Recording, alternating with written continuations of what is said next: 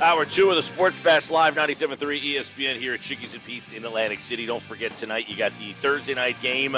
We have that game live on 97.3 ESPN. Also, on Sunday, we'll have the Eagles and Chiefs. You can only hear it here on 97.3 ESPN. Sunday night football, Bucs, Patriots from Foxborough. Sal Paolantonio, ESPN senior national correspondent. He will be in Foxborough, and he joins us right now on a Thursday edition of the Sports Bash Live on 97.3 ESPN. Thanks to Johnny G and the Burger Realty team over in Ocean City. Sal Pal, no Friday, but welcome back here on the show. How are you? I'm doing good, Michael. I think it's good that we do it Thursday because, still there's a lot to unpack about what happened on Monday Night Football and where this team is between two very big games. The big loss on Monday Night Football, and then Andy Reid coming in to the link on Sunday. So it's a big, big week. It's a big turnaround week for this football team and this head coach and this quarterback. It really is, and obviously there's been so many questions about the head coach and the play calling. I mean, really, that was the big theme of the week. It's the first time calling a game against Atlanta, he looked pretty good. He looked like he accentuated the positives. He got the ball to some playmakers. That looked like a positive. The last 2 weeks, Sal, he looked like a first-time playmaker, and that is something that he was asked about. Did he ever call plays before? Was he given that opportunity in Indianapolis with Frank Reich? So the play caller early on is already getting questioned. Yeah, he's never been a full-time play caller. At the NFL level, he said that he at some point was allowed to call plays during the preseason, and way back in 2011 he was given an opportunity for a game to call some plays, but he's never been a full-time play caller. And, the sample size is small. We're not going to give up on Nick Sirianni, Michael, and we're not going to give up on Jalen Hurts after 3 weeks. But, Nick Sirianni needs to realize this is not Indianapolis. This is not the Colts. It's not the Chargers. This is one of the largest markets in the NFL. And Sirianni just replaced the only coach to win a Super Bowl here. So Nick Sirianni is definitely on the clock. But let's be very specific about that. And so is Howie Roseman and Jeff Lee Lurie. They fired Doug and said Nick was the next best thing to get the team back to the promised land. So they are definitely on the clock. And the fan base has an expectation that this team will bounce back quickly. Andy Reid or no Andy Reid, Chiefs coming in or no Chiefs coming in.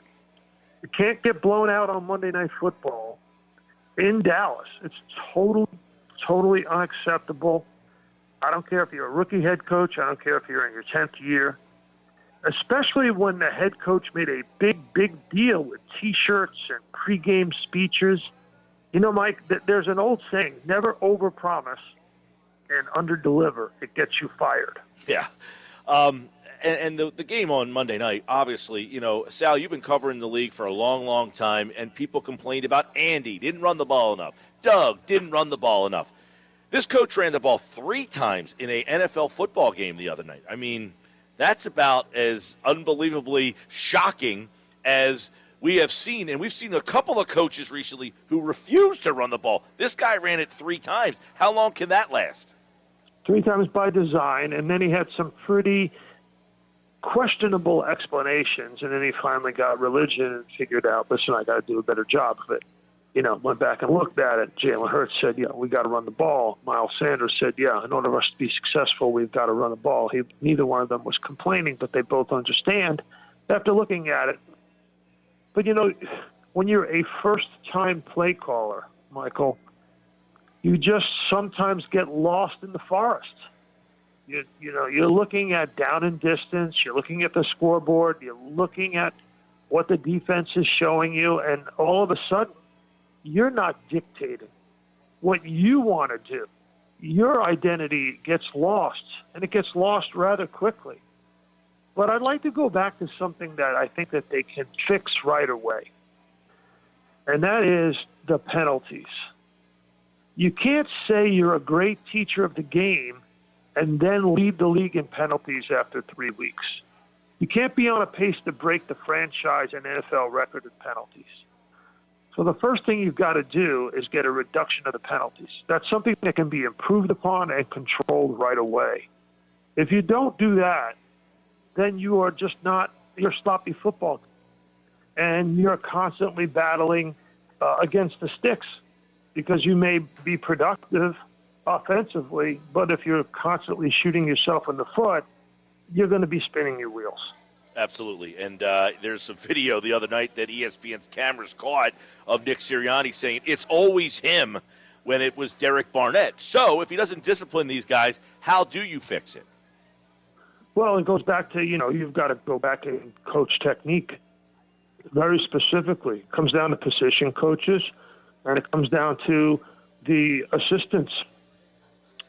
The offensive coordinator, Shane Steichen, he has escaped a whole lot of blame. But he needs to get those position coaches, the wide receivers, the offensive line. And you got Jeff Stoutland, one of the most experienced offensive line coaches, still on this team. Mm-hmm. And that comes down to the second point that I think is important. And that is, you need to make adjustments now that will last another 14 games. You got problems again with injuries on the offensive line. 2/3 of your starting offensive line is injured. You must adjust. You've got to find ways to be productive on offense. You can't start making excuses, Mike, in week 4. You can't be saying, oh, we're getting killed by injuries, so we can't expect much. No. You got 14 games left on the schedule. You got to figure that out. That takes going back to the drawing board and self-scouting and doing things to adjust so that you become a productive offense starting from the inside out. So that's number 2. And then number 3 is the quarterback. That's something that needs to be addressed and fixed right away. Well, Sal, we saw the quarterback struggle last year, and people wondered, was it because of mechanics and footwork, and he loses confidence? Well, he did play with an offensive line that had 13 different iterations. This team is already going to potentially be down 3 starters if Mailata is not ready to go for Sunday, already in the 3rd game of the season. So is that lack of continuity on the line going to carry over to this quarterback? Well, again, Mike, I'm going to go back to what I said just a moment ago. You have injuries going into week 4.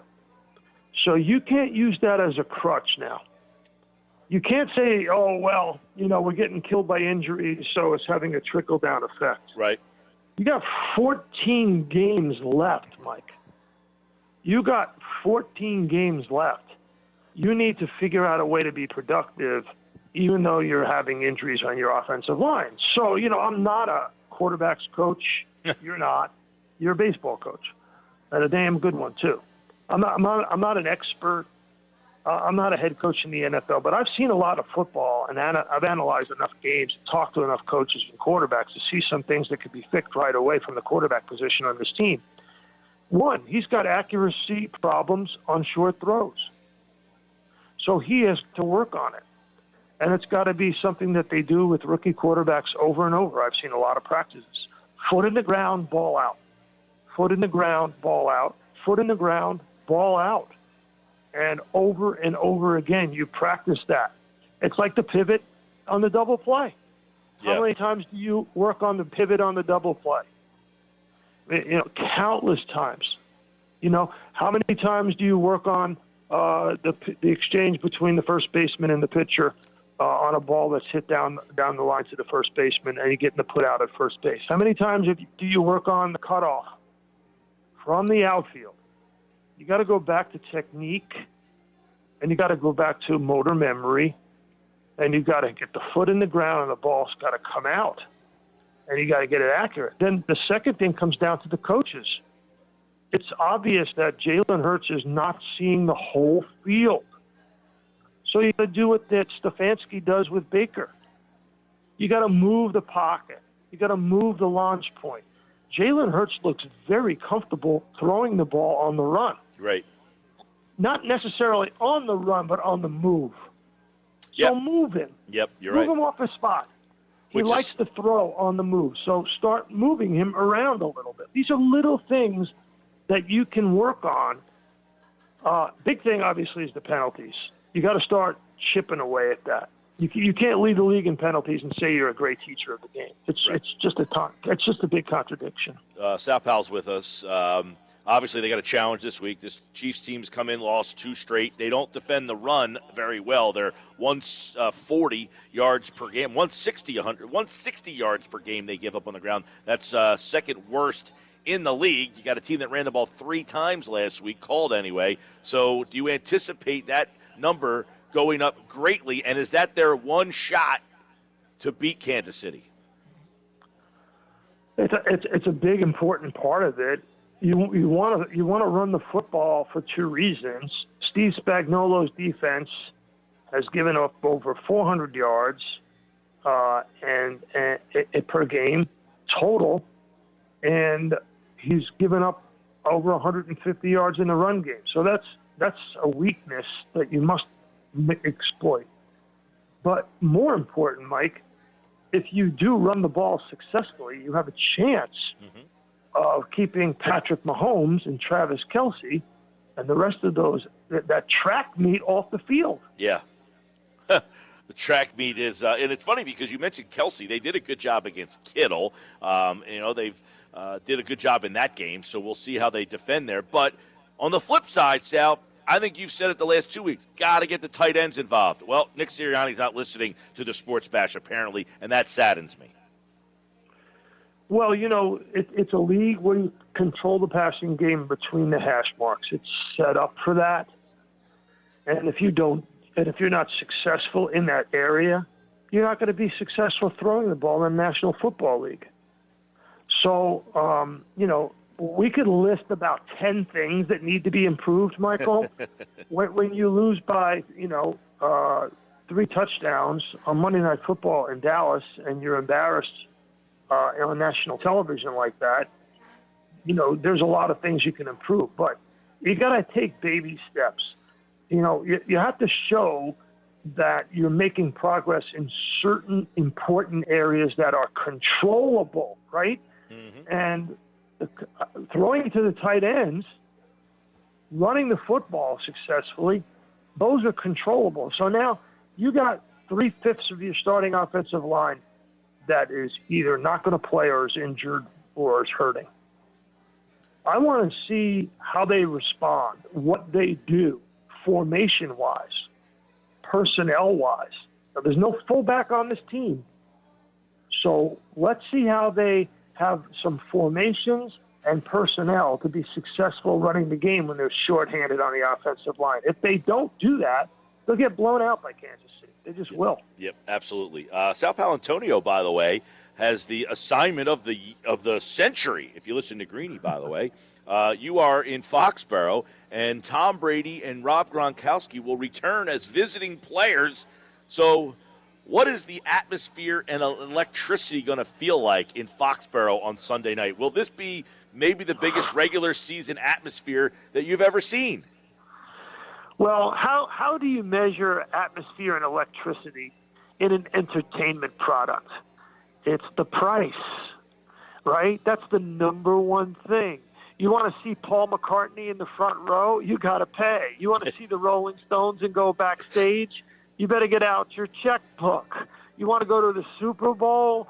Open up the bank account. I mean, that's it, right? So if you want to sit in the front row right now, if you want to sit in the front row behind Tom Brady in the Bucs bench, it's $6,900 per ticket. Oh, Michael, 2 tickets, 14 large. Wow. That's unbelievable. I did not expect that to be the price. I thought you were going to give me, maybe $1,200 a ticket. What was it, $6,900 a ticket? $6,900 a ticket.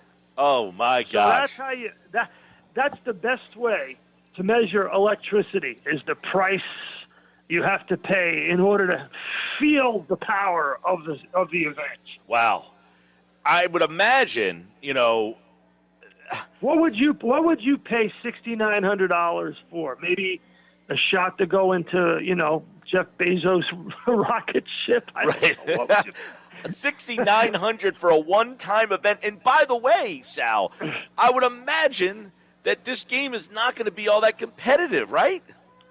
Well, there's that. And have you ever gone to Foxborough and drove on Route 9 in and out of Gillette Stadium? My advice to you is sit upstairs for less money and use the rest of it for a helicopter to get in. No, I haven't. And, I told you I was in Boston last weekend for Yankees-Red Sox. I mean, Yankees-Red Sox, Fenway Park, you're thinking that's a ticket right there. This dwarfs that situation. It's insane, but people are paying. Well, $6,900, I'd like to know what that guy's doing for work because I might need to get into that field.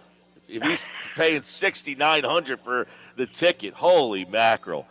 So you'll be reporting up there all week, tomorrow all day long, I'm assuming. Saturday, Sunday, you'll be all over the television with that. And I guess, at what point does Brady, let the moment kind of get him? Does it happen at all? You know Brady pretty well. Does he let this moment capture him at all? He'll fight it. He won't admit it. But I think it will get to him for sure. But you mentioned driving down when he drives that same path that he did for 20 years, at some moment, seeing the faces and going through there, that's got to get you, doesn't it? Yeah, going through the tunnel and seeing all the security guards, equipment guys, all the people that have taken care of you over the years. Certainly, it's like going home, You go away, you make it big, and then you go back home and you see all the old faces, you smell all the old smells, and the scenery, and then then you have to gather yourself and realize you got a job to do. Wow! Of all the people, Brady's been put into some pretty tight spots, and he's gone to a lot of venues. I always liken Tom Brady more to Paul McCartney. Because, he's doing something that no one else has ever done and no one else will ever do. And he's done it everywhere against all odds and, been successful for so long. He's just in a different category than every other professional athlete, in my opinion. Unbelievable. Sunday Night Football, Sal Powell reporting for ESPN all weekend long from Foxborough. It's Patriots and Buccaneers. You can hear that game on 97.3 ESPN. Also, Eagles-Chiefs. You can hear that game right here. Big Red is back. By the way, LaShawn McCoy retired. He will go. He will be honored before the game on Sunday as well. So you got all that happening.